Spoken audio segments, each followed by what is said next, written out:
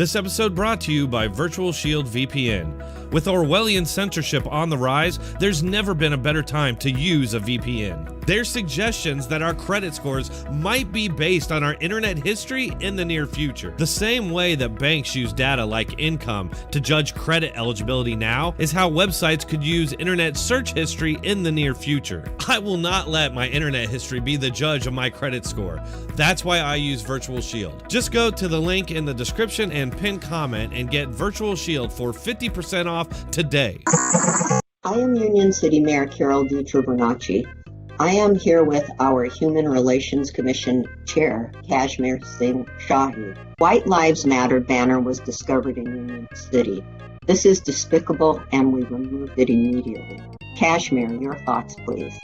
This made me upset, and I hope this is an isolated incident, as it does not reflect the community of my city of Union City. I urge my community to stick together and don't let anything happen which will put a stain on our society and which is not at par with the standard of this great country, the United States of America. City is an inclusive city. This weekend we are honoring Martin Luther King Jr. His life was taken as he fought for inclusiveness. I have lived in Union City my entire life, and we have always welcomed everybody from everywhere. And we will continue to do so. We will continue to be united as we celebrate our diversity. Hey, welcome back, everybody. Thought I'd do my video outside today just because it kind of feels like this is where we are right now on the right, or generally anybody who opposes the left or the Democrats or is a critic of their media.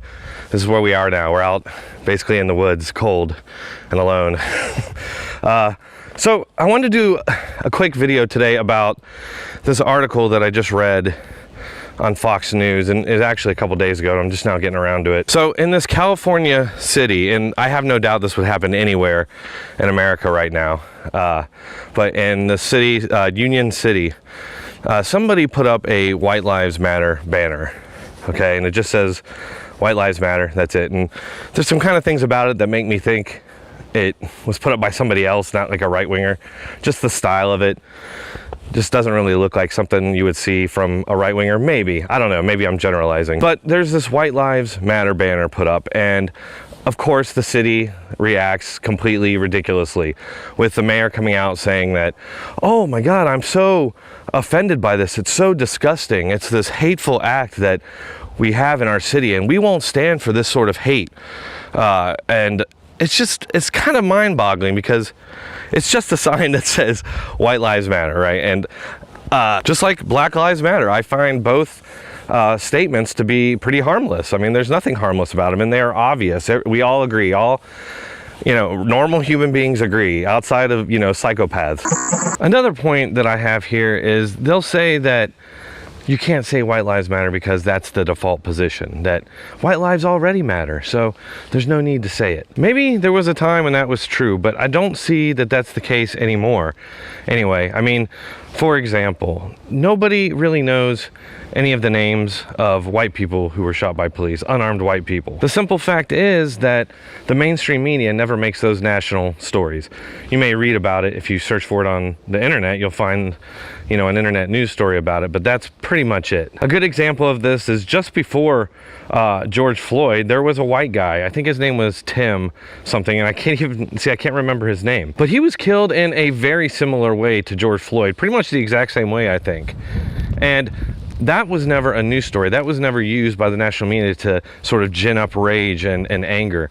And the media pretty much exclusively reports on Black Americans who are shot and killed by police, or just shot by police. And it's like the details never matter on that either. It doesn't matter if it was a Black American who was shot by police who had a weapon, or tried to run a cop over, or tried to run other people over, or fought the police and then pulled a weapon. None of that matters. Or if it truly was just an innocent person who was murdered by a police officer, or it was an innocent person murdered by a police officer for the color of their skin. And I think that last criteria there is exceptionally rare. Like, it doesn't actually happen a whole lot.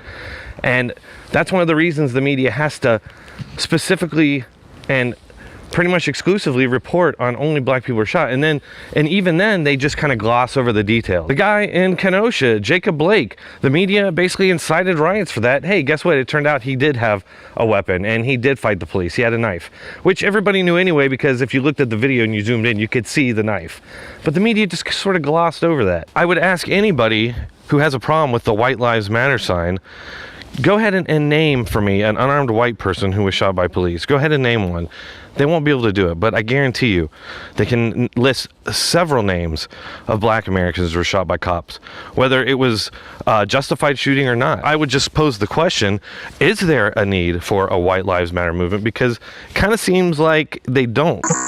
So the mayor comes out with this video. They put out this statement, and let me just show that to you real quick before we continue. A White Lives Matter banner was discovered in Union City. This is despicable, and we removed it immediately. Kashmir, your thoughts, please.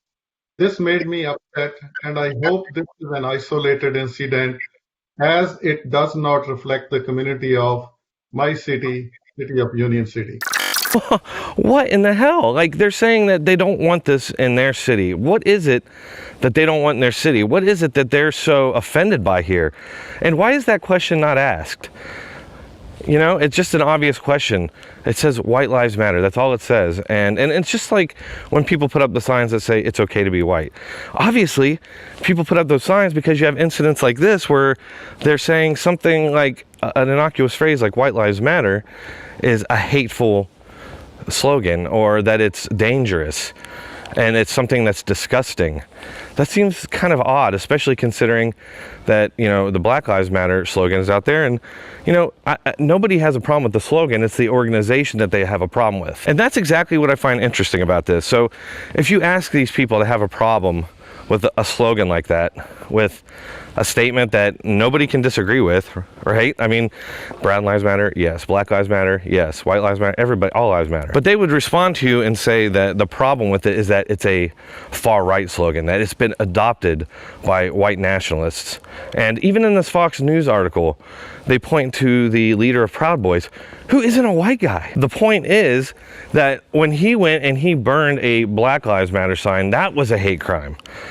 So would it be a hate crime to burn a White Lives Matter sign? I don't think so. And that's the hypocrisy in all this. They rationalize that by saying that it's a slogan that's been adopted by white nationalists. Okay, that's kind of insane, because white nationalists breathe air too, but nobody has a problem with that. That's kind of some warped logic to use, especially when Black Lives Matter, the problem that most people have with it is the organization.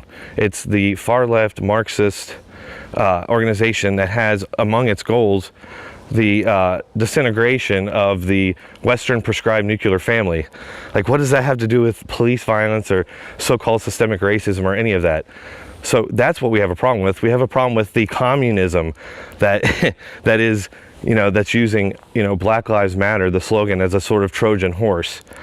Okay, that's exactly what they're saying that they have a problem with White Lives Matter signs. So once again, you know, it's these double standards where they have completely separate standards for one side than they hold for themselves. I don't know, folks, I just find this very dangerous, because like this mayor was saying in that Zoom meeting, that it's something they don't want in their society or in their city.